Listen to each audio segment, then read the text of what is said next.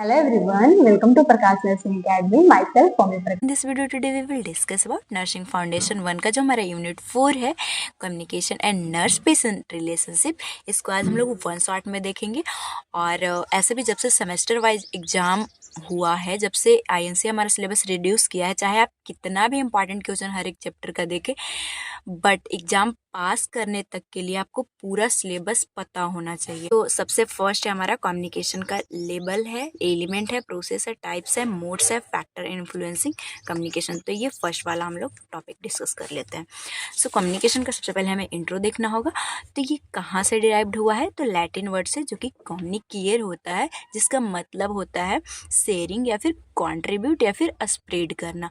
और बेसिकली क्या spread communication में हम लोग करते क्या है, अपने आइडिया को, अपने इमोशन को दूसरों के साथ शेयर करना या फिर कंट्रीब्यूट दूसरों में बांट देना या फिर लोगों तक फैलाना, किसी अपने आइडिया को दूसरे तक बताना, इस यही सारी चीज़ तो कम्युनिकेशन में होती है। तो ये एमसीक्यू पॉइंट ऑफ व्यू से इम्पॉर्टेंट है, आप देख लीजिएगा। अब हमें देखना है definition according to Newman and Summer देखेंगे। वो बोलते हैं communication is an exchange of fact, idea, opinion जो आपके पास है, और इमोशन टू और मोर पर्सन, दो या दो से ज़्यादा पर्सन के बीच में अपने आइडिया, इमोशन या फिर कोई फैक्ट को शेयर करना, इसी को हम लोग कम्युनिकेशन बोलते हैं। नेक्स्ट हमारा अकॉर्डिंग टू सिलेबस था लेबल ऑफ कम्युनिकेशन, बहुत ही इंपॉर्टेंट है। लेबल ऑफ कम्युनिकेशन में बेसिकली क्या होगा कि देखिए यहाँ पे आपको हर एक पॉइंट पे बेसिकली यही ध्यान देना होगा कि कम्युनिकेशन हम लोग दोस्त के साथ करें या फिर टीचर के साथ, वो बात की बात है, लेकिन इस पूरे चैप्टर में बेसिकली ध्यान आपको देना होगा कि आप एक नर्स हैं और आपको पेशेंट से रिलेशनशिप बनाने के लिए कम्युनिकेशन कैसे करना है और कैसे उनके साथ, अब जब बातचीत होती है तभी जाके एक अच्छा रिलेशनशिप बनता है। तो वही इस पूरा चैप्टर का मतलब मेन पर्पस है कि आप नर्सिंग फाउंडेशन के थ्रू ये समझ सके कि हमें पेशेंट से अच्छे से बात करके कैसे रिलेशनशिप बनाना है। तो ये लेबल क्यों दिया हुआ है कि फर्स्ट टाइम आप मिले तो कैसा कम्युनिकेशन रहेगा, और वो कैसे धीरे धीरे जैसे जैसे आप पेशेंट को केयर देते हैं तो वो बढ़ते जाता है। तो देखिए लेवल 1 से हमें लेवल 4 तक देखना है। बेसिकली कम्युनिकेशन का 4 लेवल है, जो कि फर्स्ट है कन्वेंशनल एक्वेंटेंस, एक एक करके हम एक्सप्लेन भी मैं करूँगी। नेक्स्ट आता है एक्सप्लोरेटरी एसोसिएट, पार्टिसिपेट, फ्रेंड्स, और लास्ट आ जाता है इंटीमेसी। देखिए कैसे याद करना है, सबसे पहले समझ लेते हैं कि है ये क्या। लेवल 1 में आता है कन्वेंशनल एक्वेंटेंस। आप जब भी किसी से फर्स्ट टाइम मिलते हैं तो इसको कैसे याद रखिएगा कि ये कौन, ऐसा आपके मन में आता होगा ना। तो जब भी पेशेंट से मिले तो कन्वेंशनल हो गया और ये कौन से एक्वेंटेंस याद रख सकते हैं। ये है क्या, लेवल 1 में क्या करता है person, a person communicate with a stranger, जब आप किसी अननोन पर्सन से, अनजान पर्सन से मिलते हैं उस टाइम का बात है।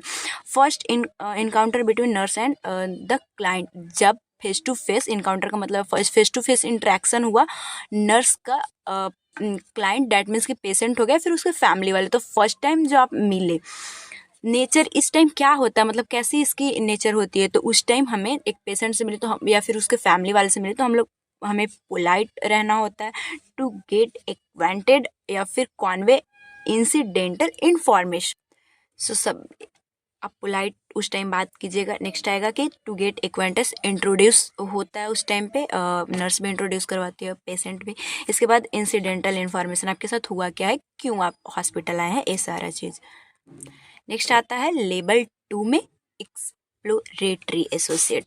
कुछ अब बातचीत होते होते और बातें बढ़ेगी। Here the conversation is a fact and problem oriented, जो भी प्रॉब्लम है वो प्रॉब्लम के बारे में बात की जाएगी। कन्वर्सेशन यूजुअली इम्पर्सनल, बट यहाँ पे भी मतलब पूरा ओपनली पेशेंट मतलब इतना ट्रस्ट नहीं कर पाता है अभी भी नर्स पे, पर्सनल चीज़ें पेशेंट नहीं शेयर कर पाता है। धीरे धीरे जैसे जैसे रिलेशनशिप बनती है सारी चीज़ें ओपन होने लगती हैं। सो क्या है रिलेशनशिप विद कलीग या फिर नेबर। तो यहाँ तो हम लोग पेशेंट और या फिर नर्स के साथ देख रहे थे। आप सिंपल सा और एग्जांपल अगर ले तो जो कलीग्स है आपके या फिर नेबर है तो उनके साथ आप एक फ्रेंडशिप है, बट उनके साथ कोई पर्सनल चीज़ आप शेयर नहीं कर पाते होंगे। Relationship friendly but not open very में, जैसा कि हम लोग देखे थे कि इम्पर्सनल है, यहाँ पे पर्सनल नहीं चीज़ें शेयर हो सकती है। लेवल 3 जिसमें पार्टिसिपेट फ्रेंड्स, अब मतलब फ्रेंड्स अब कुछ और भी ट्रस्ट गेन होने लगेगा पेशेंट का जो फ्रेंड्स लाइक बिहेव होने लगेगी। Participate friend means people talk with them self, जैसे कि person express is own feeling experience discuss is idea. इसमें आइडिया को अच्छे से डिस्कस करना जो आपके पास है, मतलब एक फ्रेंड, आप फ्रेंड बनते हैं तो जो भी आपके पास आइडिया हो उसमें हिचकते नहीं है, सारी चीज़ें शेयर होती है अपने में, देम सेल्फ यहाँ भी हम लोग देखे थे।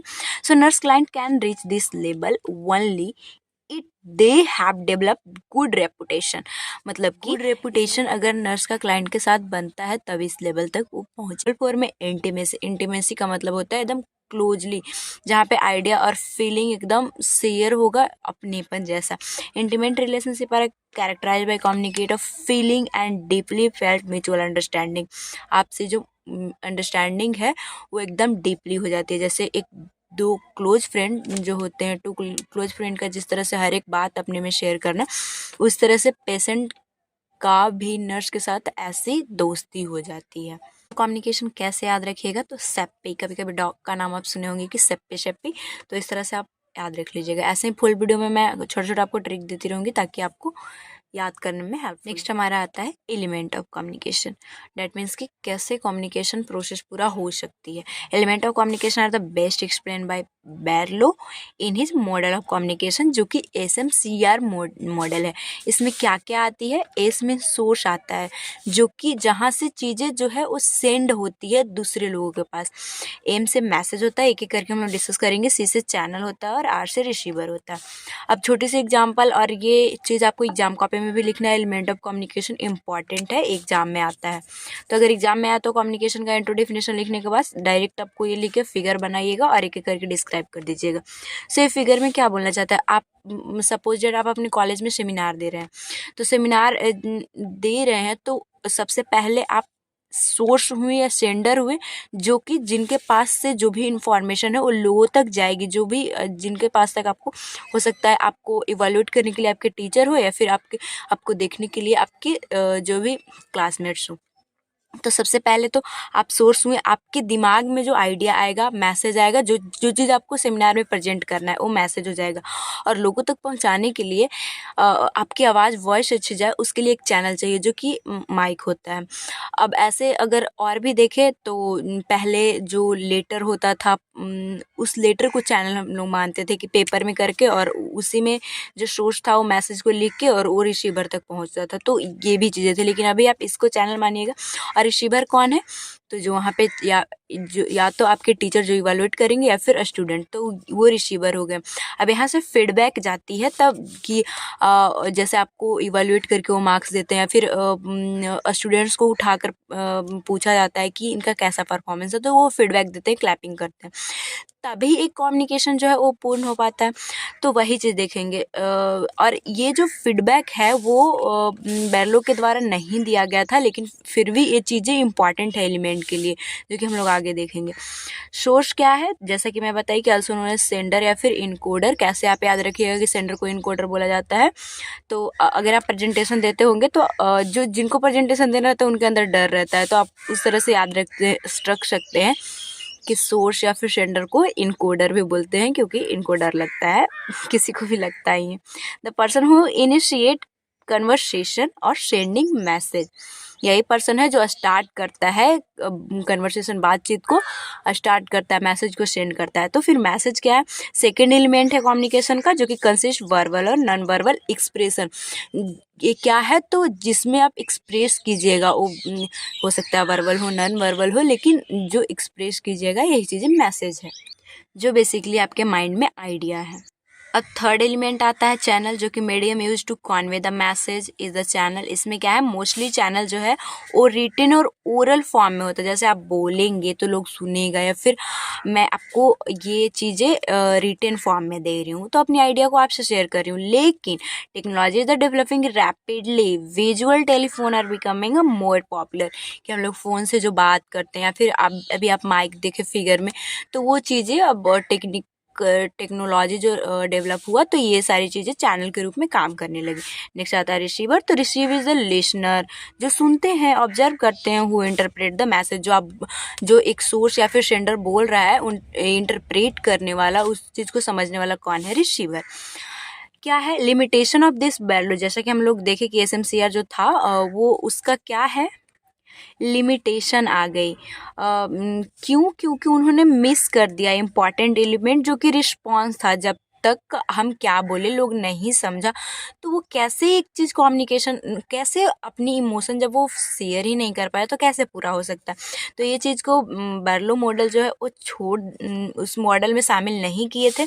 तो फिर फीडबैक है एलिमेंट, इसको हमें पढ़ना है। तो important to make communication successful, इसी के वजह से कम्युनिकेशन को सक्सेसफुल मान सकते हैं। और ये चीज़ आपसे एमसीक्यू में पूछा जा सकता है कि वो element are important to success communication, तो क्या होगा फीडबैक।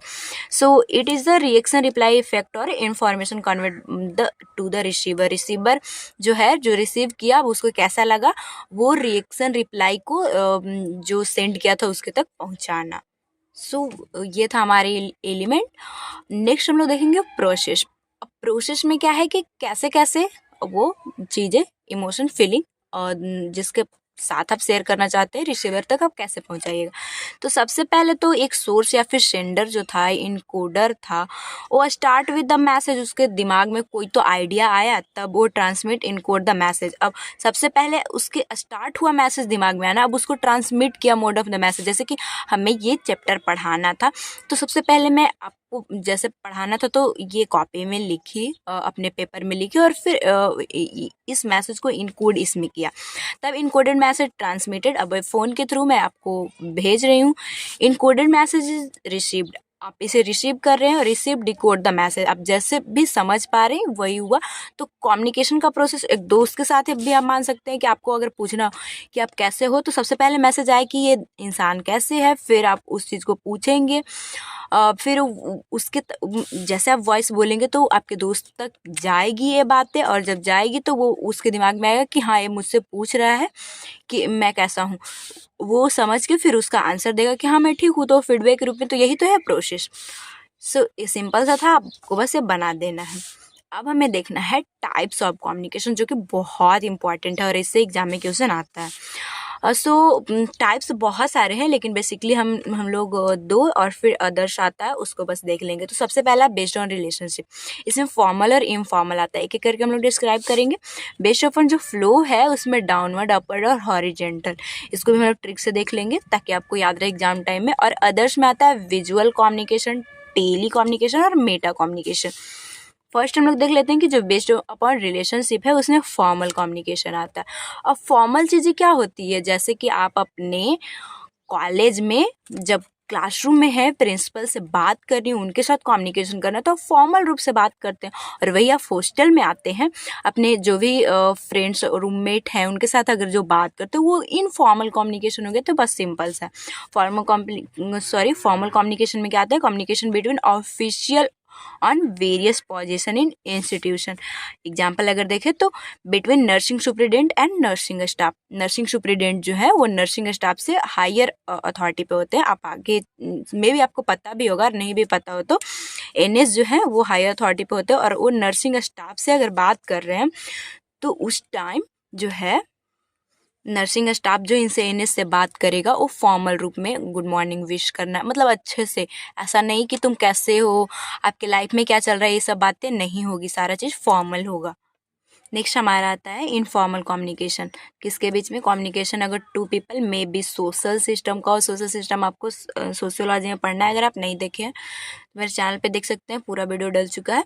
तो सोशल सिस्टम में क्या है कि मतलब जहाँ पे रहते हैं, जैसे मम्मी पापा के साथ ही, तो उनमें फॉर्मल चीज़ें नहीं आती है, उनके साथ जैसे चाहे हम लोग बात कर सकते हैं। और इन ऑर्गेनाइजेशन बेसिकली ज़्यादातर फ्रेंड के साथ, जैसे interaction between two close friend, जिसमें हम लोग कैसे हो, क्या कर रहे हो, उसके पर्सनल लाइफ में चले जाना है, फिर कुछ भी पूछ लेना, हम लोग कभी इसके बारे में सोचते नहीं।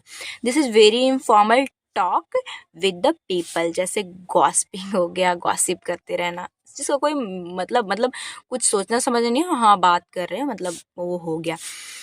अब नेक्स्ट है बेस्ड ऑन अपन फ्लो से आप इसको कैसे याद रखिएगा, अपर डाउनवर्ड एंड हॉरिजॉन्टल। तो वाटर जो है वो फॉल होता है, ऐसे गिरता है। तो सबसे पहले देखिए अपवर्ड ये है, फिर डाउनवर्ड आता है और फिर ये पानी हॉरिजॉन्टल हो जाता है। तो आपको ये तीनों चीज़ें, ये पानी से आपको फ्लो मतलब पानी फ्लो करता है और ऐसे याद रख सकते हैं कि एक झरना से पानी ऊपर से नीचे आ रहा है और फिर ऐसे हॉरिजॉन्टली जाने लगता है।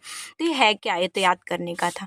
अपवर्ड कम्युनिकेशन में आता है कम्युनिकेशन अगर बॉटम टू द टॉप। इसमें कैसा, इट कैन बी वर्बल और रिटन फॉर्म में हो सकता है, जैसे एप्लीकेशन फॉर लीव। ये जो है आप बस छोटा सा एग्जांपल लीजिए, आप जो प्रिंसिपल के पास जाते हैं तो आप बॉटम पे हैं, नीचे पे हैं और आपके प्रिंसिपल टॉप पे हैं। तो एप्लीकेशन रिटन फॉर्म में ले जाना है, फिर आप जाके वर्बली बात करते हैं, तो वो कैसा कम्युनिकेशन हो गया, अपवर्ड। डाउनवर्ड में क्या, वही communication which occur from the top से अब बॉटम में आएगा। जैसे नर्सिंग सुप्रीडेंट नर्सिंग स्टाफ से, जैसा मैं पहले बताई थी कि जो एनएस होते हैं वो इनसे हायर पोस्ट पे होते हैं, तो वो अगर नर्सिंग स्टाफ से बात कर रहे हैं तो ये डाउनवर्ड कम्युनिकेशन हो गया। या फिर प्रिंसिपल आपसे अगर बात कर रही है तो वो डाउनवर्ड कम्युनिकेशन हो गया। हॉरिजॉन्टल कम्युनिकेशन क्या है, एमंग सेम हायरार्किकल लेवल। अब सेम कौन सा, फ्रेंड्स से सब हो गए। कम्युनिकेशन एमंग कलीग्स या फिर एमंग लेक्चरर, जो आपके कॉलेज में 2 लेक्चरर हैं तो उनके बीच में कम्युनिकेशन जो हो रहा है वो सेम हायरार्की में है। ऐसा नहीं कि प्रिंसिपल और टीचर के बीच हो रहा है या फिर प्रिंसिपल या स्टूडेंट के बीच में हो रहा है, वो सेम हायरार्की में हो रहा है, तो उनको हम लोग हॉरिजॉन्टल कम्युनिकेशन बोलते हैं। सो ये चीज़ से आप याद रख लीजिएगा वाटर वाला से।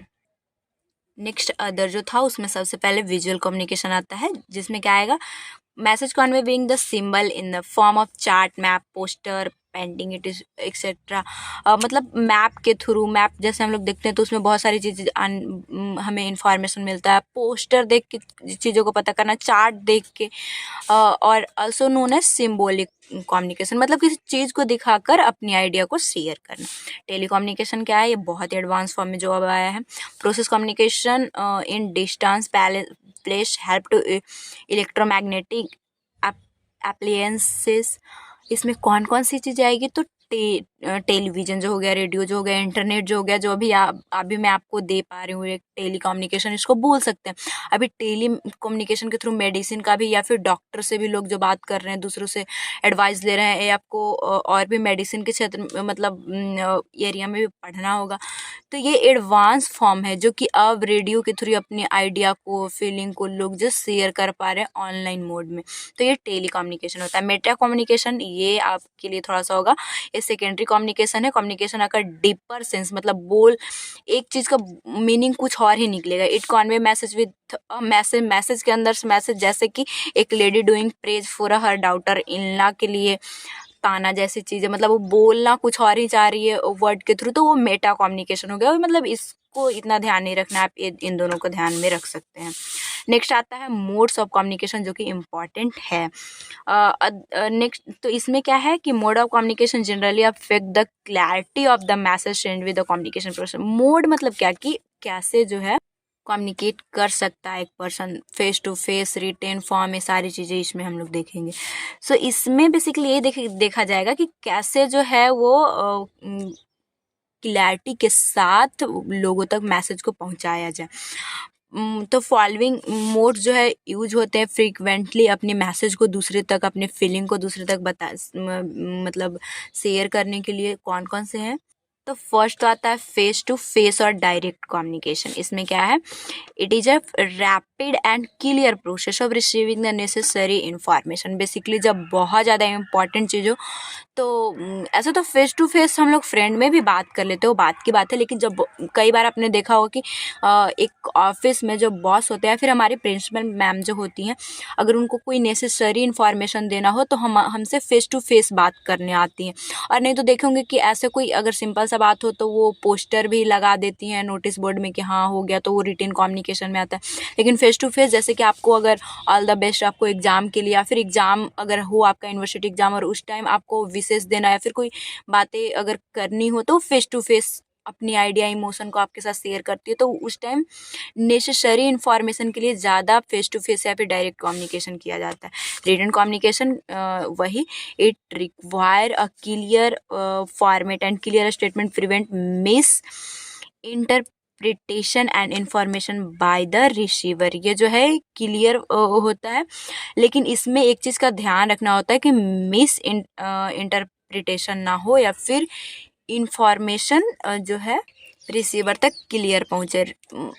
कोई चीज़ को लिख कर पहुँचाना, लेकिन इसमें ध्यान रखना कि कोई गलत चीज़ें बस रिसीवर तक ना पहुँचे। नॉन वर्बल कम्युनिकेशन नेक्स्ट आता है। इसमें बिना कुछ शब्द का यूज किए अपनी फीलिंग को दूसरे तक उसको समझा देना। तो आप भी ऐसा करते होंगे। आप बेसिकली ऐसा तो आजकल जीएफ बीएफ का भी चक्कर में हो रहा है कि अगर गुस्सा हो तो मतलब उसे आंख दिखाना, या फिर आपके टीचर आपके क्लास में कभी कभी आप उनके फेशियल एक्सप्रेशन से ही समझ जाते हैं, मतलब वो वर्ड्स का यूज ना करें उस time. Facial expression, body movement and gesture are commonly use. It help to convey the emotional part of the message. आप अपने दोस्त से ही गुस्सा होते हैं, अपने बेस्टी से ही गुस्सा होते हैं, तो उसे मुंह फुला के अलग हो जाना, जिससे वो समझ जाती है कि हमसे कोई गलती हुई है, वो सॉरी वॉरी बोलने लगती है। तो मतलब बिना वर्ड्स का यूज किए आप फेशियल एक्सप्रेशन या फिर किसी को मुक्का दिखा के ये करना, तो ये सारी चीज़ें नॉन वर्बल कम्युनिकेशन में आता है। इलेक्ट्रॉनिक कम्युनिकेशन, जिसमें कि media like telephone, internet, radio, television use होता है।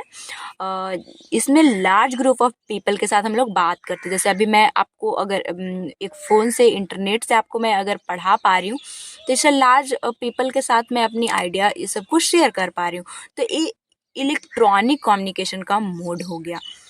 तो ये था हमारा मोड ऑफ कम्युनिकेशन, जो कि अगर आपको फेस टू फेस ना याद रहे तो डायरेक्ट, इनडायरेक्ट और फिर रिटेन और इलेक्ट्रॉनिक। अब जो चीज़ें यूज करते हैं अपने आइडिया को, फीलिंग को शेयर करने में, वही चीज़ को बस लिखना है। नेक्स्ट हमारा आता है फैक्टर इन्फ्लुएंसिंग कम्युनिकेशन। कौन कौन से फैक्टर जो है वो कम्युनिकेशन को बढ़ावा देते हैं, फिर उसे अफेक्ट कर सकते हैं। तो फर्स्ट तो एटीट्यूड आता है, और छोटा सा मैं ट्रिक भी दूंगी, सबसे पहले देख लेते हैं कि करके।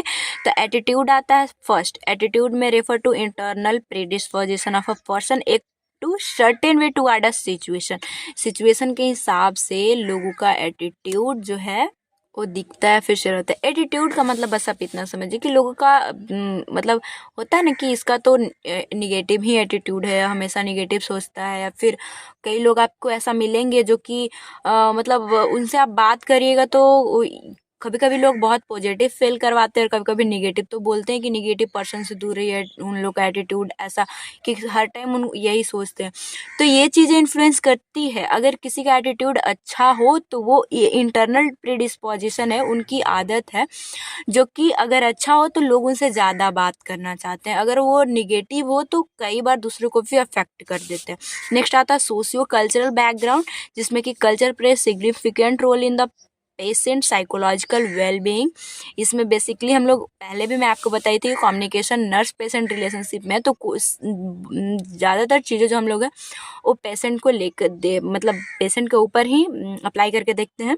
तो कल्चरल का क्या है कि उसका कैसा कल्चर है, कई बार जो है उनकी मतलब उनकी कैसी बिलीव्स है, वो चीज़ें भी इम्पॉर्टेंट होता है एक कम्युनिकेशन के लिए।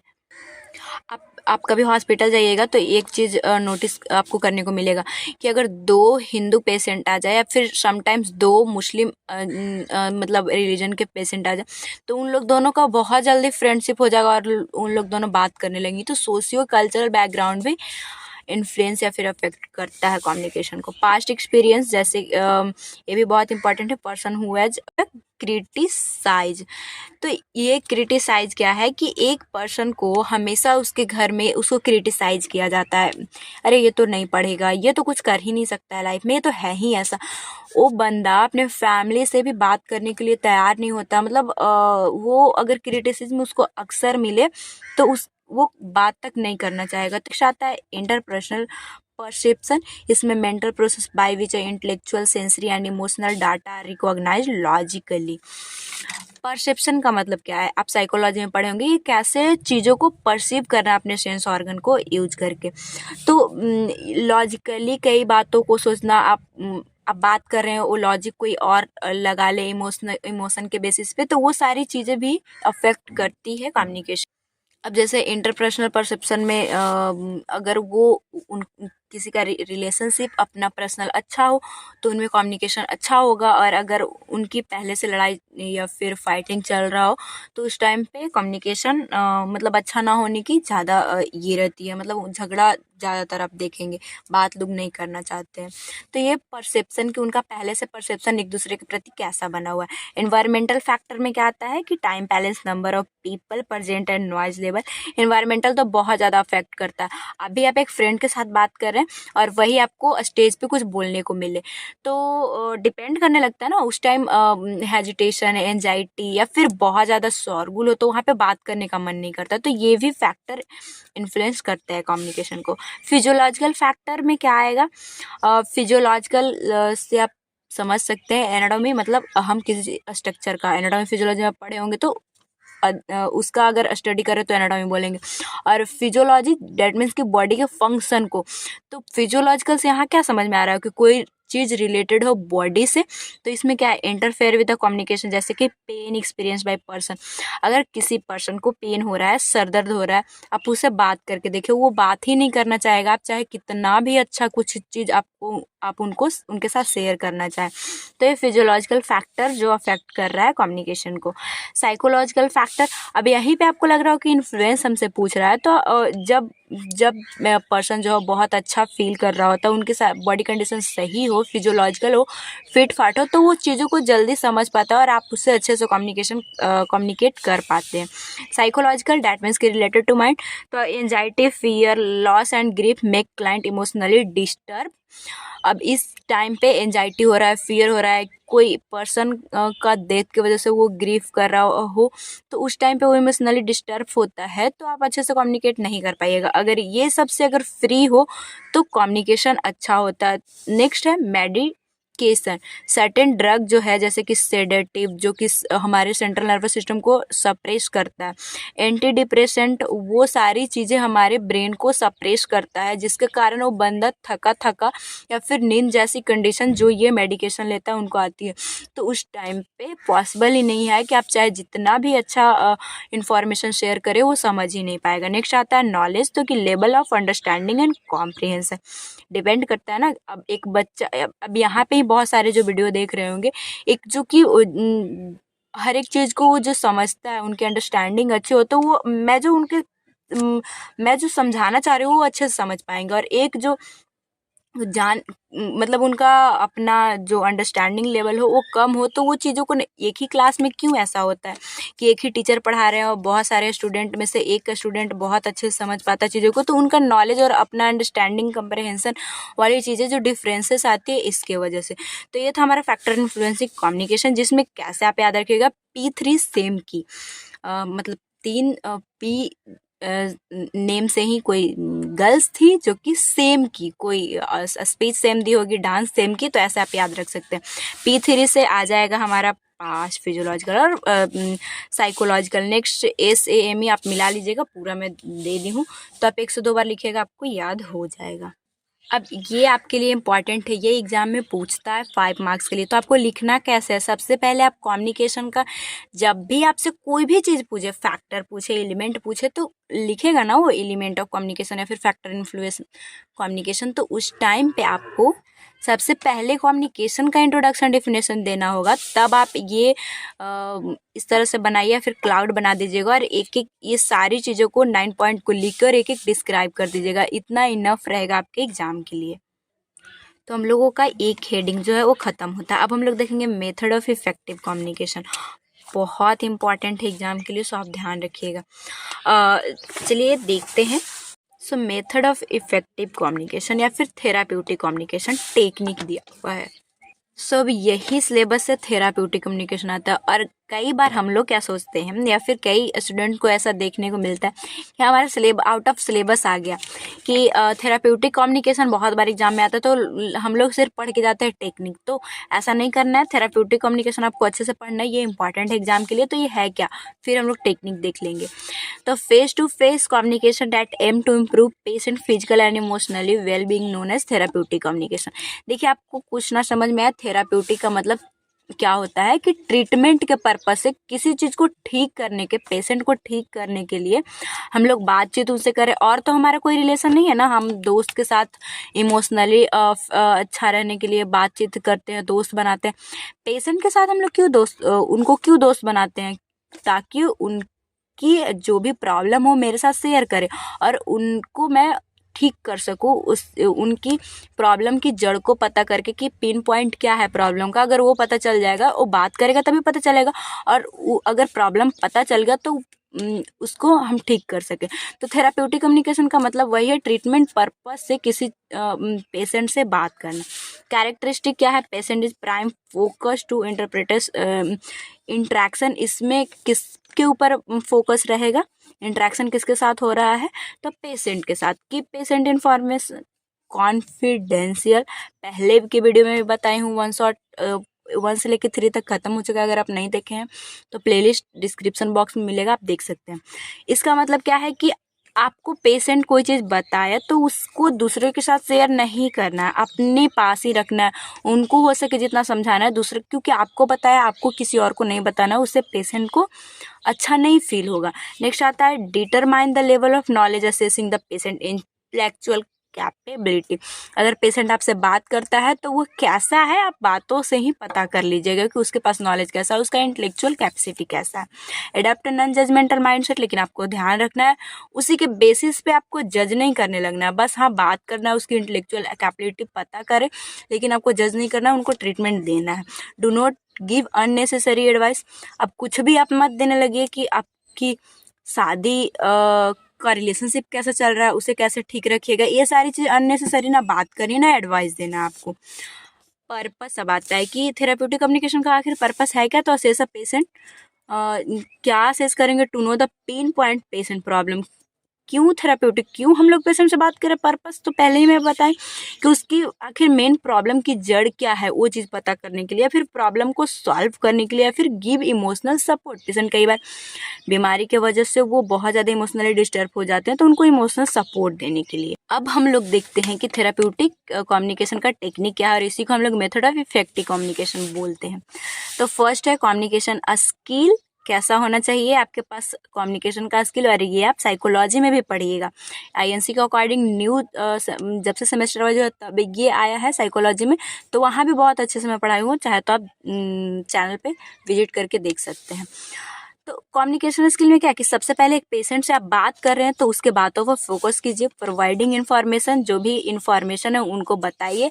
आस्किंग रिलेवेंट क्वेश्चन, जो इंपॉर्टेंट है वही क्वेश्चन पूछिए। शेयरिंग इन्फॉर्मेशन, जो भी उनके लिए इन्फॉर्मेशन है वो शेयर कीजिए। शेयरिंग ह्यूमर, और नेक्स्ट आता है हमारे पास अब शेयरिंग ह्यूमर डैट मीन्स कि आपके पास रिक्रिएशनल एक्टिविटी, जैसे कि मनोरंजन भी उसके साथ आपको करना होगा। आप किसी के साथ कम्युनिकेट कर रहे हो, आप देखोगे जो लोग आपको ज़्यादा हंसाते हैं उनके साथ आप बात करना ज़्यादा पसंद करते हैं। नेक्स्ट है क्लैरिफाइंग एंड समराइजिंग।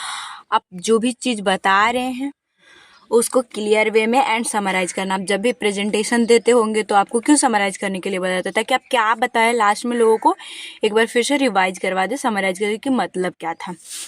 ये तो कम्युनिकेशन स्किल आ गया, जो कि फोकस या फिर अच्छे क्वेश्चन पूछना, समराइज करना, उनको हंसाते ये सब रहना। लिसनिंग स्किल भी आपके पास होना चाहिए, तभी एक इफेक्टिव कम्युनिकेशन या फिर थेराप्यूटिक कम्युनिकेशन हो सकता है। अब लिसनिंग स्किल में क्या है कि एक्टिव लिसनिंग, आप बातों पे ध्यान दीजिए, ये नहीं कि ये बोल रहा है बंदा और आप इधर उधर ध्यान दे रहे हैं, ऐसा नहीं होना चाहिए। लिसनिंग विथ पर्पस, अब वो पेशेंट जो बता रहा है, अब ऐसा है नहीं कि पर्पस के साथ ही सुनिए कि आपको प्रॉब्लम उसका जानना है तो उसी पॉइंट पे आपको बात करना है, उसी चीज़ को सुनना है। अगर वो दूसरे पॉइंट पे चला भी जाए तो आपको पूछना है, फिर से कोई क्वेश्चन पूछ लीजिए और उसका आंसर आप सुनने की कोशिश कीजिए। यूजिंग साइलेंस, अब आपको कोई चीज़ सुना रहा है तो आप खुद ही बकबक कीजिएगा तो कैसे सुन पाइएगा, तो आपको साइलेंस भी रहना है। गिविंग फीडबैक, अब आपको सुने तो उसका फीडबैक भी आपको दिए, जैसे कि हम लोग एलिमेंट में देखे थे कि फीडबैक कितना इंपॉर्टेंट था। अब कुछ टेक्निकल स्किल भी होना चाहिए एक अच्छा कम्युनिकेशन होने के लिए। क्या? तो अपने फीलिंग जो है उसको शेयर करना, अपनी होप को बताना, शेयरिंग ऑब्जर्वेशन, जो आप देखे समझे वो पेशेंट के साथ बताइए, या फिर पेशेंट आप नहीं भी लिए तो अपने दोस्त के साथ इसको समझ सकते हैं। कि जो आप समझे वो बताना कि हाँ तुम अगर ऐसा बता रहे हो तो ये हो सकता है ये चीज़ें तुम्हारे साथ हो। यूजिंग टच बहुत इंपॉर्टेंट है। एक पेशेंट को जब वो इमोशनली वीक हो तो उसको टच करके बात करते हो कि नहीं आप ठीक हो जाइएगा, आप ऐसा मत सोचिए। ये बहुत, अब टच भी एक अच्छा गुड सेंस में होना चाहिए। बैड सेंस में आप कीजिएगा तो वो बहुत ख़राब बात है, लेकिन अच्छी गुड सेंस में टचिंग बहुत इंपॉर्टेंट है कम्युनिकेशन के लिए, और ये कम्युनिकेशन को अच्छा बनाता है। बेसिकली जब एक पेशेंट जो है इमोशनली वीक फील करता है, इमोशनली डिस्टर्ब रहता है, तो उसको अगर आप टच सेंस देते हैं तो वो अच्छा फील करता है। सो अगर थेराप्यूटिक टेक्निक है तो क्या करना है, आपको सबसे पहले उसके बारे में लिखना है, उसका पर्पस क्या था, प्रिंसिपल क्या था, और तब आपको ये मेथड लिख देना है। ओके, अब एक और इम्पॉर्टेंट क्वेश्चन कम्युनिकेशन का जो यूनिवर्सिटी एग्जाम में पूछता है, बैरियर ऑफ इफेक्टिव कम्युनिकेशन, और इसी को नॉन थेराप्यूटिक कम्युनिकेशन टेक्निक बोलते हैं। थेराप्यूटिक कम्युनिकेशन टेक्निक में तो देखिए कैसे आप कम्युनिकेशन को अच्छा बनाएं। अब बैरियर है, कम्युनिकेशन अच्छा हो ही नहीं रहा है, तो नॉन थेराप्यूटिक उसमें कोई अच्छे बात नहीं होगा, रिलेशनशिप ज़्यादातर बिगड़ जाती है। तो क्या क्या बैरियर है और उसे कैसे ओवरकम करेंगे, ये चीज़ हम लोग देखेंगे। सो बैरियर में सबसे पहला है physiological barrier related to body, poor retention due to memory problem. कुछ बता रहे वो समझ ही नहीं पा रहा, रिटेन रख ही नहीं पा रहा चीज़ों को। Poor listening skill, discomfort due to illness, बीमारी की वजह से वो डिस्कम्फर्ट फील कर रहा है। इन्फॉर्मेशन ओवरलोड, बहुत सारा चीज़ अब बताया जा रहा है। आप 2 घंटे का लेक्चर एक ही बार में क्यों नहीं अटेम्प्ट कर पाते? क्यों आपको 45 मिनट या फिर 1 आवर का ही लेक्चर आपके कॉलेज में दिया जाता है?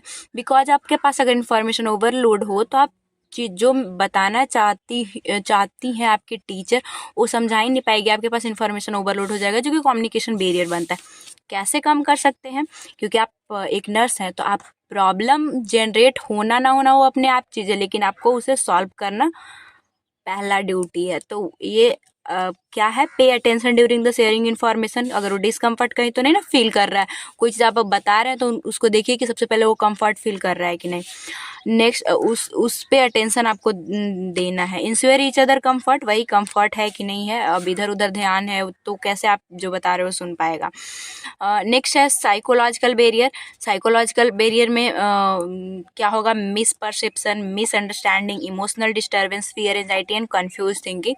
अगर वो डरा हो, इमोशनल डिस्टर्ब हो, आप जो बता रहे हो उसको मिसअंडरस्टैंडिंग हो जाए, तो ये सारा साइकोलॉजिकल बैरियर होता है, जिससे कम्युनिकेशन में बैरियर आती है, लोग बात नहीं करना चाहते। कैसे कम कर सकते हैं? तो should not harbour negative emotion, अपने मन में ही नहीं रखना है निगेटिव इमोशन को। पेशेंट को ये बोलिए कि जो आप फील करें आप हमें बता दीजिए। Free from fear, anxiety and confusion, जो भी एंजाइटी है, कन्फ्यूजन है, पहले आप देखिए कि पेशेंट उससे अलग हो, उसे समझा बुझा कर आपको फ्री करना है। नेक्स्ट हमारा आता है इन्वायरमेंटल बैरियर, जिसमें कि अब जैसे मैं आपको बता रही हूँ, हमारा बैकग्राउंड जो है वो बहुत ज़्यादा, मैं अगर लाउड म्यूजिक चला दूँ या फिर अभी जो लाइटिंग आपको मिल रही है वो अगर लाइट मैं ऑफ कर दूँ, या फिर अनहाइजेनिक सराउंडिंग डिस्टेंस, यहाँ पे बहुत सारे अनहाइजेनिक चीज़ें हो जाए, तो आप जो है वो मतलब नहीं, जो मैं बताना चाहूँगी वो समझ पाइएगा, तो ये कम्युनिकेशन का बैरियर होता है। अब नेक्स्ट है बहुत डिस्टेंस, एक पर्सन यहाँ है और एक पर्सन यहाँ है, उसके पास, जैसे मेरे पास फ़ोन है तो आपको मैं बता पा रही हूँ, अब आवाज़ नहीं जाएगी तो हो सकता है वो जो आप बताना चाहते हो वो समझ ही नहीं पाए। तो इसे कैसे ओवरकम कर सकते हैं? गुड लाइटिंग हो, हाइजेनिक इन्वायरमेंट हो, डिस्टेंस कम हो, जो प्रॉब्लम है उसको बस सोल्व कर दीजिए, ऐसे तो ओवरकम कर सकते हैं। सोशल बैरियर क्या होगा? Different social norm and social strata, उनकी कल्चर बिलीव से सब अलग हो, या फिर कोई सोशल स्ट्रेटा, आप सोशोलॉजी में पढ़िएगा, मैं पढ़ा चुकी हूँ, आप चाहे तो उसे देख सकते हैं।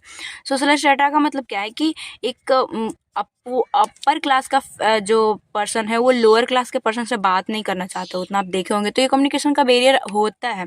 कैसे ओवरकम किया जा सकता है? तो डिफरेंसेस है सोशल नॉर्म्स, बिलीव, सब में वैल्यू। अब जो भी डिफरेंसेस है, value, behaviour must be given consideration, मतलब कि जो भी, जैसे कोई बड़ा पीपल अपवर्ड क्लास का है जो लोअर क्लास का अगर बात भी कर रहा है, तो चीज़ों को उसे ध्यान में रखना है और उनसे बात करना है, तो कम्युनिकेशन अच्छा हो सकता है। गवार जैसा बात करोगे तो अपवर्ड क्लास के लोग कैसे बात करेगा, ये चीज़ें बैरियर आ जाती है। बट आप अच्छे से बात करते हो तो आप छोटा हो या फिर बड़ा, वो चीज़ों को ध्यान में नहीं रखा जाता है। नेक्स्ट हमारा आता है कल्चरल बैरियर, जिसमें कि रिलीजियस कल्चरल ट्रेडिशन डिफरेंसेस की वजह से, आप देखे होंगे हिंदू मुस्लिम अगर दो लोग उनकी बिलीव्स अलग हो तो कई बार बात नहीं करते, वो बैरियर आता है कम्युनिकेशन में। तो कैसे ओवरकम कर सकते हैं? जो कल्चरल डिफरेंसेस है उसको आप ध्यान में रखिए, कंसिडर कीजिए कि ठीक है ना, चाहे वो किसी भी धर्म से हो, रिलीजियस से हो, हमें जो अपनी आइडिया फीलिंग है वो शेयर करना है, उन चीज़ों पे ध्यान नहीं देना है। वो जो भी माने उनकी उसके बारे में बात ना करके जो हमारा मतलब है उसका बात करें, तो ये भी बैरियर ख़त्म हो सकता है। सिमेंटिक बैरियर में क्या आता है कि लैंग्वेज का डिफरेंसेस होना, faulty language translation and language barrier. Language ही नहीं समझ पाएगा लोग, ट्रांसलेट नहीं, आप हिंदी लोग जो समझ पाता है उसको अगर इंग्लिश में समझाने की कोशिश करें तो नहीं समझ पाएगा। कैसे ओवरकम कर सकते हैं? आप पेशेंट से अगर बात कर रहे हैं तो मेक श्योर कीजिए कि सेम लैंग्वेज, वो अगर हिंदी जानता है तो आप ओवरऑल स्मार्ट ना बन के इंग्लिश ना बोलते हुए आपको हिंदी में ही बात करना होगा। नेक्स्ट आता है ऑर्गेनाइजेशनल बैरियर।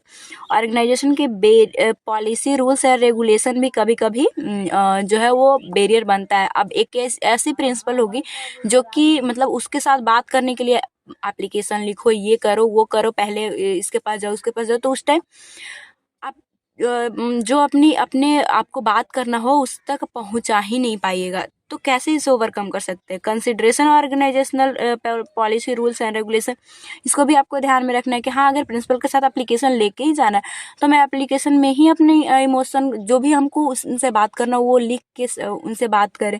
नेक्स्ट आता है कम्युनिकेशन प्रोसेस रिलेटेड बैरियर। अब प्रोसेस में क्या था कि जो चीज़ें जा रही थी वो सही चीज़ें जाए, क्लियर वे में जाए। तो अगर वो अनक्लियर या फिर कन्फ्लिक्टिंग मैसेज या फिर लैक ऑफ पुअर फीडबैक ही सही नहीं आया तो उस टाइम भी जो है वो कम्युनिकेशन सही से नहीं हो पाती है। कैसे ओवरकम किया जा सकता है? तो ध्यान रखना है कि जो आप मैसेज दे रहे हैं वो क्लियर हो ताकि फीडबैक भी आपका अच्छा है। तो इस तरह से बैरियर को भी कम किया जा सकता है। अगर ये चीज़ भी आपके एग्जाम में आए, क्योंकि ये पूछता है, तो आपको सबसे पहले कम्युनिकेशन का इंट्रो डेफिनेशन लिखने के बाद क्लाउड बनाइएगा, एक एक को पहले दिखा के और फिर उसको डिस्क्राइब कर दीजिएगा, सिंपल। नेक्स्ट हमारा आता है प्रोफेशनल कम्युनिकेशन। तो इसे आप यूनिट 3 अगर पढ़े होंगे तो उसमें नर्सिंग एक प्रोफेशन है, उस चीज़ में बहुत अच्छे से बताई थी। तो अब प्रोफेशनल कम्युनिकेशन में क्या चीज़ आएगी ये देखते हैं। तो it is a verbal and non verbal way communication between nurse and patient. आप प्रोफेशन किस चीज़ का है आपका? एक पेशेंट को अच्छे से केयर देने का, या फिर आप वहाँ पे एक डॉक्टर से बात करते हैं, फैमिली वालों से बात करते हैं, कलीग से बात करते हैं, तो वहाँ पे प्रोफेशनल अब वो वर्बल हो सकती है या फिर नॉन वर्बल हो सकती है। गेस्चर पोस्चर का भी आप यूज कर सकते हैं और फिर वर्बल बोल के भी, रिटन फॉर्म में भी। Using professional communication in nursing consideration key to success now. Professional communication, बातचीत करना अब कैसा होता है हम लोग एक एक करके देखेंगे कि वो प्रोफेशनल कम्युनिकेशन में क्या चीज़ें आती हैं। तो नर्सिंग में सक्सेस पाने के लिए ये बहुत इम्पॉर्टेंट है। अगर आप आपको कम्युनिकेशन स्किल आपके पास बढ़िया है तो आप किसी भी पेशेंट को अच्छा केयर दीजिएगा। उनकी प्रॉब्लम को अगर आप जान जाते हैं तो उनको केयर देना आसान हो जाता है। या फिर आजकल नर्सिंग का सर्विस में आप देखे होंगे कि घर में ही कोई रिच जो फैमिली वाले होते हैं वो उनके घर में अगर फैमिली ना हो केयर देने के लिए ओल्ड पीपल को, तो हायर किया जाता है। तो अगर आपके पास अच्छा बात करने का स्किल हो तभी वो रख पाते हैं और उसके लिए सैलरी हमें अच्छी खासी मिलती है एक अच्छे केयर देने के लिए। तो वो क्या चीज़ें होना चाहिए practising professional communication in work place? तो सबसे पहले तो आप इमोशनली इंटेलिजेंट होइए। अब ऐसा नहीं कि एक पेशेंट रो रहा है तो आप रोने लगिएगा, तो वो कैसे होगा? आपको उसे समझाना है, आपको इमोशनली इंटेलिजेंट बनना है। बी एम्पैथिक विद अदर, लोगों को सहानुभूति देना है, एम्पैथी देना है। Have a friendly tone while conveying information. जब भी आप बात कर रहे हो तो आपका फ्रेंडली नेचर होना चाहिए और खड़ूस जैसा आपको बात नहीं करना है। Have communicate message clearly and concisely. कोई भी चीज़ बताइए तो क्लियर बताइए, जल्दी से जल्दी उसे ख़त्म कीजिए। आपकी बातों को सुनने के लिए टाइम नहीं है लोगों के पास। Should speak with confidence as is build client trust. आपको बात जो करना है वो मतलब कॉन्फिडेंस के साथ, तभी तो आप पे तो कॉन्फिडेंस रहिएगा, तभी तो लोग आप पे विश्वास करेंगे। सो प्रोफेशनल कम्युनिकेशन उतना इंपॉर्टेंट नहीं है, लेकिन बस आपको जानना था कि आप प्रोफेशन में आए तो क्या चीज़ें आपको ध्यान में रखनी है एक पेशेंट या फिर डॉक्टर या फिर फैमिली वालों से बात करने के लिए। अब हमारा आता है next point, nurse patient relationship. इसी को हम लोग हेल्पिंग रिलेशनशिप भी बोलते हैं। क्यों? क्योंकि हम लोग हेल्प ही तो करते हैं पेशेंट को, और इसकी क्या पर्पस और फेजेज है। तो चलिए क्या करके देखते हैं nurse patient relationship. Nurse patient relationship are a basic requirement for nursing practice. Nursing practice के लिए सबसे पहले नर्स पेशेंट का जो रिलेशनशिप है वो बहुत इंपॉर्टेंट है। It is an interaction process between two person in which the nurse offer a series of purposeful activity, जो भी वो करेगी हर एक पर्पस से करेगी। And practices there are useful particular patient, जो भी पेशेंट को वो दे रही है उनकी प्रैक्टिस जो है वो यूजफुल उनके लिए हेल्पफुल होगा। एग्जाम्पल से भी देखेंगे। सबसे पहले डेफिनेशन देखते हैं कि it is an interaction process in which a nurse fulfil her role by using her professional knowledge. ये कैसा रिलेशनशिप है, कैसा इंटरेक्शन का प्रोसेस है जिसमें नर्स जो है वो अपनी रोल, जो भी रोल नर्स वाला मैं बताई थी कि एडवोकेसी करना, केयर देना, तो वो अपने रोल को फुलफिल करेगी। जो भी प्रोफेशनल नॉलेज, डैट मीन्स कि अभी आप जो नॉलेज ले रहे हैं, आपको जो 4 साल में बताया जा रहा है उन नॉलेज को पेशेंट के ऊपर अप्लाई करना। जो वो नॉलेज 4 साल में सीखी 4 ईयर में, वो skill such a way that she able to help, वो स्किल के थ्रू वो पेशेंट का हेल्प करने के लायक हो गई है। The patient physically, socially and emotionally, चाहे वो फिजिकली हेल्प करना हो, सोशली, कई बार सोशली रिलेशनशिप जो खराब हो जाता है लोगों का, उस वे में भी हेल्प करना, या फिर इमोशनली जो डिस्टर्ब है उनको भी हेल्प करना। जो वो 4 ईयर में सीखी उन स्किल को अपने रोल को यूज करते हुए हेल्प करना। क्या पर्पस है नर्स पेशेंट रिलेशनशिप का? तो सबसे पहले तो develop intellectual and emotional bond between the nurse and patient, उनके बीच में एक intellectual and emotional bond create हो। नेक्स्ट है maximizing the client ability to participate decision making. अब नर्स जो है उनको हर एक चीज़, अब कई बार जब जो इंडिविजुअल है वो इल हो जाता है, डिजीज कंडीशन को हो जाती है, तो वो डिसीजन नहीं ले पाता है, तो उनको क्लाइंट को बताना है कि आप अपनी डिसीजन लीजिए जो आपको करना है। जैसे कि कोई डायबिटिक मेलाइटस है तो उनको शुगर फ्री डाइट लेना है, मतलब लेना है। Build mutual trust, respect and acceptance, उनके साथ आपसी जो म्यूचुअल जो ट्रस्ट है उनको बिल्ड करना है। और रिस्पेक्ट, अब ऐसा नहीं, आप नर्स हैं तो पहले वाली वीडियो में बताई हूँ कि हर एक इंडिविजुअल को आपको रिस्पेक्ट करना है, तो वो रिस्पेक्ट या फिर एक्सेप्टेंस देने के लिए ये नर्स पेशेंट रिलेशनशिप बनता है कि अगर कोई डिजीज कंडीशन हो भी गई है तो उसे एक्सेप्ट करके हमें कैसे आगे बढ़ना है, हम लोग बातचीत से उसे समझा पाते हैं।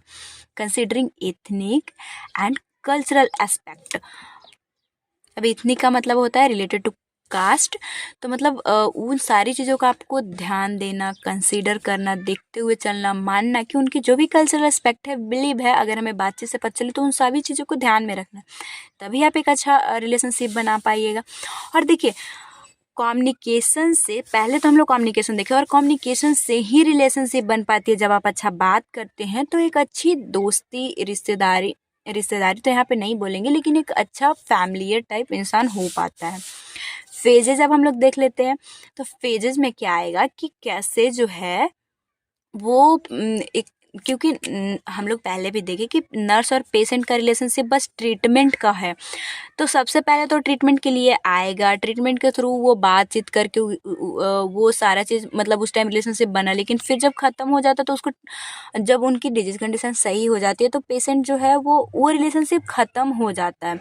तो वही फेजेस के थ्रू देखेंगे। सबसे पहले तो प्री इंट्रैक्शन से पहले की, और तब वो इंट्रैक्शन से पहले, और फिर जब आएगा तो इंट्रोडक्शन करेगा, और फिर वर्किंग फेज में जैसे आप बात करके रिलेशनशिप बनाइएगा, और फिर उनकी डिजीज कंडीशन खत्म हो तो टर्मिनेशन के टाइम। तो सबसे पहले प्री इंट्रैक्शन फेज में क्या होगा कि इस phase similar to planning stage before an interview, जैसे कि इंटरव्यू से पहले जो चीज़ें प्लानिंग की जाती है वैसा वाला फेज। तो क्या आएगा इसमें? May have some information regarding the patient before to face meeting. Pre interaction ऐसे भी पता चल रहा है कि मतलब फेस टू फेस मिला नहीं है, उससे पहले की जो तैयारी रहेगी। कैसा तैयारी? Like patient name, age, sex, address, medical history, surgical history. आप सोच रहे हैं तो ये तो पेशेंट आता है तब पता चलता है ना, लेकिन समटाइम फ़ोन पे भी ये सारी बातें हो जाती है। आजकल आप देखे होंगे कि जो नंबर ये सब जो लगवाना होता है पहले से ही, तो वो सारी चीज़ें फ़ोन से भी बात हो जाती है, या फिर उनके फैमिली वाले बता देते हैं। पेशेंट से आप मिले नहीं हो लेकिन आप ऐसी सारी चीज़ें पता करते हैं, तो वो प्री इंट्रैक्शन फेज होता है। नेक्स्ट हमारा आता है इंट्रोडक्टरी फेज। इंट्रोडक्टरी फेज में during the phase the nurse and client closely observe each other, एक दूसरे से मिल चुका है अब, and make a judgmental about each other behaviour, उसका बिहेवियर कैसा वो जज करने लगता है। अब 3 स्टेज इस फेज में आती है। पहला ओपनिंग रिलेशनशिप, वो वहाँ पे ही रिलेशनशिप बनना स्टार्ट होगा। क्लैरिफाइंग द प्रॉब्लम, प्रॉब्लम क्या है अब बेसिकली पेशेंट बताएगा। Struggling and formulating the contract, अब क्या उसके साथ क्या उनको केयर देना है, उसी टाइम पे स्ट्रक्चर मतलब एक नर्स तैयार करेगी, फॉर्मुलेट करेगी। अब end of the introductory phase क्या होगा, client should ready to develop trust in the nurse. अब इसी फेज में उसको पता चल जाएगा कि एक नर्स कैसी है, अब वो ट्रस्ट करना स्टार्ट करेगा अगर आप अच्छे से बात किए हैं तो। Feel comfortable will taking with the nurse, जब भी अच्छे से आप बात किए हैं तो अब वो जब भी नर्स से बात करेगी उसको अपनेपन सा लगेगा, कंफर्ट फील। वर्किंग फेज में क्या आता है, this is the phase nurse make full use the service, reduce the problem, patient restore health. इस फेज में वर्किंग फेज नाम से ही पता चल रहा है कि नर्स काम करेगी, अपने काम के थ्रू उनको सर्विस देगी। उस टाइम जो बातचीत होगा, उस टाइम जो रिलेशनशिप बनेगी प्रॉब्लम को ख़त्म करने के लिए। टर्मिनेशन फेज आएगा, अब क्योंकि वो वर्क दी तो उनका तो प्रॉब्लम ख़त्म होगा ही, तो इस फेज में एक्सपेक्टेड टू बी डिफिकल्ट। अब कभी कभी रिलेशनशिप ऐसा बन जाता है नर्स एंड पेशेंट का भी कि सोच के भी थोड़ा सा लगता है डिफिकल्ट होता है कि अब ख़त्म होने वाला है हमारा relationship. The client become confident, independent and evaluate preventive measure. अब इस टाइम क्योंकि अब उनको घर जाना ही है, वो ठीक हो गए हैं तो, लेकिन हर टाइम ऐसा नहीं होता कि उनको डिफ़िकल्ट होता है। कई पेशेंट चाहते हैं कब घर चले जाए, तो इस टाइम पे क्या होगा कि उनको जो भी प्रिवेंटिव मेजर जैसे कि मेडिसिन सब लेना हो तो उन सारी चीज़ों को बात होगी, वो उनकी इवोल्यूशन होगी कि वो ठीक हुए कि नहीं हुए। तो बस इतना ही था हमारा फेज। अब हम लोग नेक्स्ट टॉपिक देखते हैं। नेक्स्ट है हमारा communication effectively with patient family team member. बिल्कुल भी इम्पॉर्टेंट नहीं है पर फिर भी क्योंकि सिलेबस में तो थोड़ा थोड़ा हम लोग देखेंगे। तो सबसे पहला देख लेते हैं पेशेंट के साथ कम्युनिकेशन।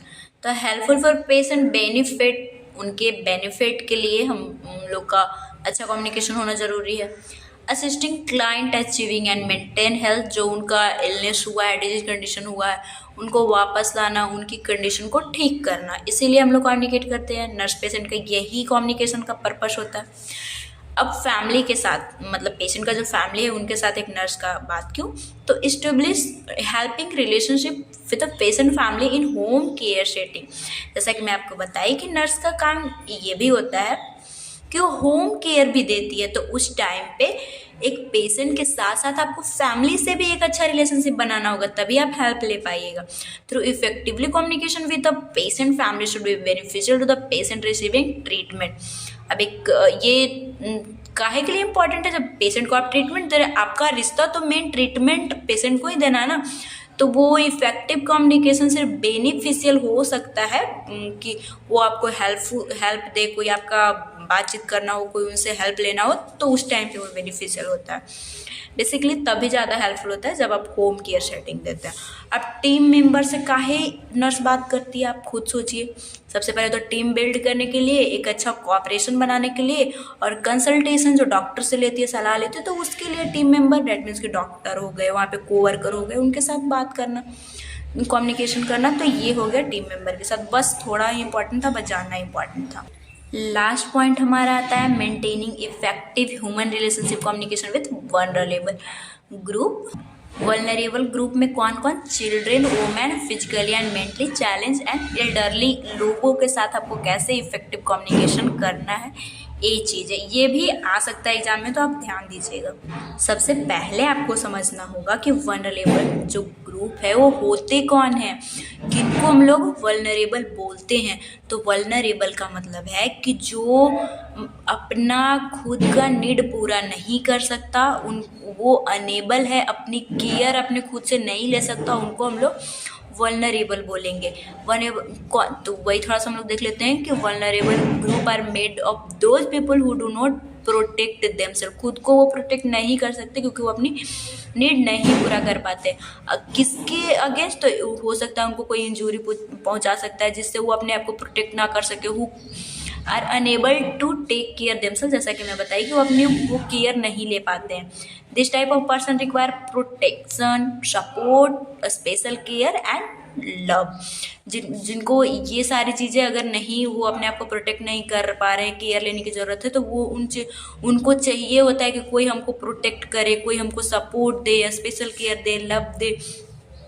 तो उसमें चिल्ड्रन को रखा गया है। जो फर्स्ट आपके सिलेबस में पूछा है, चिल्ड्रन को क्यों वल्नरेबल ग्रुप में रखा गया है? क्योंकि एक बच्चा अपने से अपना वो नीड तो पूरा कर नहीं पाता, वो अपने फैमिली पे डिपेंडेड होता है। सो क्या जनरल रिकमेंडेशन है कम्युनिकेटिंग विद चिल्ड्रन? आप एक चिल्ड्रन से बात कर रहे हैं तो सबसे पहले maintain report with the children. उनके साथ आपको सबसे पहला एक अच्छा दोस्ती करना है। यूज ऑफ टॉयज, यहाँ पे वाई है, toys and play attitude with help express feeling and thoughts. बच्चे के साथ आपको खेलना है, टॉय भी यूज करना है ताकि वो अपनी फीलिंग एक्सपीरियंस को शेयर करे आपके साथ। Speak softly and simple word, बहुत ही सॉफ्ट उनके साथ बात करना है। और जब नॉन वर्बल बिहेवियर, क्योंकि कई बार बच्चे बात भी आपसे नहीं करेंगे, तो उनकी नॉन वर्बल बिहेवियर क्या था कि उनकी फेशियल एक्सप्रेशन ये सब देख के आपको पता करना है कि वो क्या फील कर रहा है। Interact with the parents and involve them in teaching. अब उनको समझाना है, उनके पेरेंट्स को समझाना है, क्योंकि बच्चा तो अपने से केयर नहीं ले पाता है ना, तो आप उनके पेरेंट्स से भी आपको बात करना होगा एक बच्चे के लिए, और फिर उनको इनमें इन्वॉल्व करना होगा, क्योंकि केयर तो बेसिकली घर पे वही देंगे। अब हमें देखना है वुमेन जो आपके सिलेबस में है, वल्नरेबल ग्रुप में, इनके साथ आप कैसे बात कीजिएगा। लेकिन इम्पॉर्टेंट ये आप सोच रहे हैं कि वुमेन को क्यों वल्नरेबल ग्रुप में मतलब बोला जा रहा है, वो क्या अपने से केयर नहीं ले सकती? ऐसा नहीं है, लेकिन हम लोग ले सकते हैं, बट पूरे सभी वुमेन नहीं ले पाती है अपनी नीड के लिए, अपने हस्बैंड पे डिपेंड होती है। तो कई बार उनको हस्बैंड इंजरी पहुंचाते हैं, वो अपने आप को प्रोटेक्ट नहीं कर पाती है। क्यों नहीं कर पाती है? क्योंकि वो उन्हीं के ऊपर डिपेंडेड होती है बेसिक नीड के लिए। तो इसीलिए वुमेन को भी वल्नरेबल बोला जाता है, बट पूरी वुमेन वल्नरेबल नहीं होती है। Due to economic dependence on male के ऊपर डिपेंडेड होना इकोनॉमिक पैसे के लिए। एजुकेशनल वल्नरेबिलिटी, जो एजुकेशनल मतलब कि पढ़ी लिखी नहीं होती है, उनको पता ही नहीं कि अगर मेरे साथ मारपीटें हो रही हैं तो पुलिस के साथ पास में कंप्लेन कर सकती हूँ, तो वो भी वल्नरेबल बन जाती है। और ड्यूरिंग प्रेगनेंसी के टाइम भी एक वुमेन अपना केयर खुद से नहीं कर पाती है, तो उस टाइम पे वे वल्नरेबल बन जाती है। अब क्योंकि हम नर्स हैं तो ज़्यादातर हमारा जो इंटरेक्शन होगा प्रेग्नेंट वुमेन के साथ ही होगा, और उनको कैसे केयर देना है, वही हम लोग कैसे उनके साथ बात करना है, वही हम लोग देखेंगे। तो क्या रिकमेंडेशन है कम्युनिकेशन के लिए? सबसे पहले nurse should begin conversation by introducing himself and herself. अगर लड़का है तो हिमसेल्फ, और लड़की है तो हरसेल्फ, अपने आप को सबसे पहले इंट्रोडक्ट करवाएगी, उनके साथ इंट्रोड्यूस करवाएगी। Nurse should smile and speak in a calm friendly tone. ये तो हर कम्युनिकेशन में होता है कि आपको स्माइल थोड़ा सा रखना है और काम रहना है, फ्रेंडली टोन में बात करना है। प्रैक्टिस एक्टिव लिसनिंग, वो जो बोल रहा है आप अच्छे से सुनिए। टॉक विथ हार्ट, आपको दिल से बात करना है।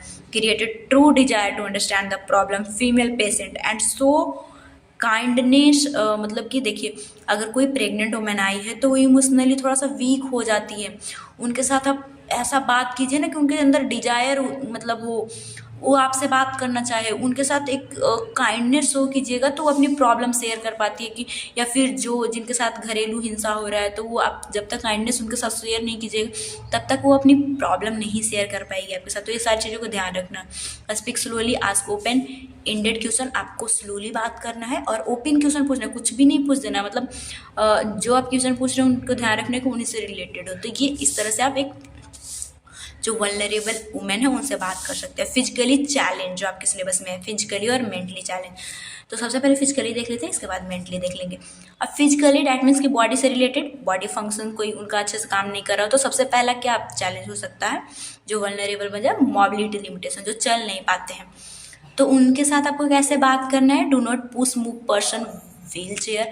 अब उनको जो है व्हील चेयर को ऐसा धक्का नहीं दे देना है, कोई लिमिट, जो अपने से खुद से चल नहीं पाते उनके लिए व्हील चेयर तो होता है, तो डायरेक्ट पुश नहीं करना है। A person arm assist without asking first, उनकी जैसे आर्म को भी आपको ऐसे नहीं पकड़ लेना है, उनसे पहले पूछना है, तब उसको आप टच कर सकते हैं, फिर उनकी व्हील चेयर को पुश कर सकते हैं, क्योंकि उनको बुरा लग सकता है। When speaking to a person seated in wheelchair, sit to maintain same I level. आप जब एक व्हील चेयर पे जो बंदा बैठा है, जिनको चलने में दिक्कत है, मोबिलिटी लिमिटेशन है, तो आप जब बात करते हैं तो उनसे आपको आई कांटेक्ट मिलाना है, आपको बैठ के बात करना है। नेक्स्ट है when meeting someone with a disability shake hands. आप जो डिसेबल हैं उनसे आप हाथ मिलाइए, उनको अच्छा फील होता है, तब वो अपनी प्रॉब्लम आपसे शेयर कर पाएंगे। अब क्या नेक्स्ट है फिजियोलॉजिकल ये चैलेंज में, तो विजन लॉस जिनका होता है उनसे आपको कैसे बात करना है। तो nurse should introduce himself herself. सबसे पहले आप अपने आप को इंट्रोड्यूस करवाइए। बिफोर कम्युनिकेटिंग लाइटली उनको थोड़ा सा टच कीजिए the patient arm so that और know to whom you are speaking. उनको लगता है कि कोई हमसे बात कर रहा है, उनको थोड़ा सा टच दे सकते हैं आप। Never leave the space without informing. उनसे जब आप बात कर रहे हैं तो वहाँ से, क्योंकि वो देख तो सकते नहीं कि आप जा रहे हैं, वो बात कर रहे हैं और आप उनको छोड़ के चल जाइएगा, ऐसा नहीं करना है। उनको इन्फॉर्म कीजिए बिना बताए आपको उनसे नहीं जाना है। सो नेक्स्ट फिजिकली चैलेंज में आता है हियरिंग लॉस। इसमें क्या करना है, जो सुन नहीं सकते, find out how a person who is diff and reduce background noise. सबसे पहले देखना है कि वो कितना तक मतलब चीज़ों को सुन पा रहा है, नहीं पा रहा है, तब आपको बैकग्राउंड नॉइज मतलब हटाना है। शांत जगह में बात करनी, क्योंकि ऐसे ही वो नहीं सुन पा रहा है, बैकग्राउंड रहा तो और भी नहीं सुन पाएगा। Ensure hearing device are always available with the patient correct state. जो सुन नहीं पाते हैं उनको जो है वो ये हियरिंग डिवाइस यूज़ करते हैं, तो सबसे पहले तो वो लगा होना चाहिए और सही। ऐसा नहीं कि ये जो ईयर है इसमें से कैसे भी करके लगा हो, वो सही स्टेट में लगा, ठीक से लगा होना चाहिए, आपको देखना है। If nurse using sign language interpret she should take break. अगर आप वो जैसे कि आप जो बोल रहे हैं वो तो सुन नहीं पा रहे हैं, तो आप इशारे में आपको समझाना होगा। तो अगर आप उस तरह समझा भी रहे हैं तो ब्रेक हालिया जल्दी जल्दी आपको नहीं समझाना है, थोड़ा थोड़ा ब्रेक लेना है ताकि वो चीज़ों को समझ पाए। नेक्स्ट है communicating with patient with a speech disability, जो कि बोल नहीं पाता है, उनके साथ आपको कैसे बात करना है। तो first do not make they feel as a मतलब कि दे डिसेबल, कि वो उनको फील नहीं करवाना है कि मैं बोल सकता हूँ आप नहीं बोल सकते, ऐसा आपको बिल्कुल फील नहीं करवाना है। आपको बहुत अच्छे से बात करना है। कैसे? Use normal tone of voice, avoid shouting. आपको चिल्लाना नहीं है, आपको अच्छे टोन में बात करनी है। Require patience, let them complete their sentence themselves. उनको सुनने आप थोड़ा सा पेशेंस रखिए कि वो क्या बोलना चाहता है, उनकी सेंटेंस उनसे जो है वो पूरा करवाना है। आप सोचेगा तो वो तो बोल ही नहीं सकता, तो वो इशारों में भी आपसे बात कर सकता है। वो जैसे भी वो सेंटेंस लिखवा के आप बात कर सकते हैं, उनकी सेंटेंस उनसे ही पूरा करवाइए। गिव देम फुल अटेंशन, उन पे पूरा ध्यान दीजिए। वो जो बोल रहे हैं अच्छे से देखिए, नहीं तो एक तो वो बोल नहीं सकता, वो सोचेगा कि हम पे ध्यान ही नहीं देते, तो मैं इससे क्यों बात करूँ, तो उससे पे आपको अटेंशन देना है।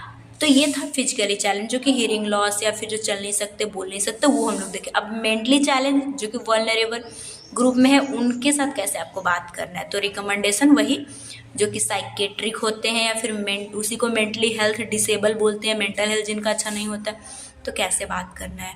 उन लोगों से बहुत ही मतलब संभल के बात करना होता है, उनकी फीलिंग इमोशन को समझना होता है। नहीं तो कई बार तो पेशेंट नर्स के साथ झगड़ा भी कर लेते हैं, जो क्योंकि उनकी साइकोलॉजी ही अच्छे से काम, उनकी मेंटल एबिलिटी ठीक नहीं होती है।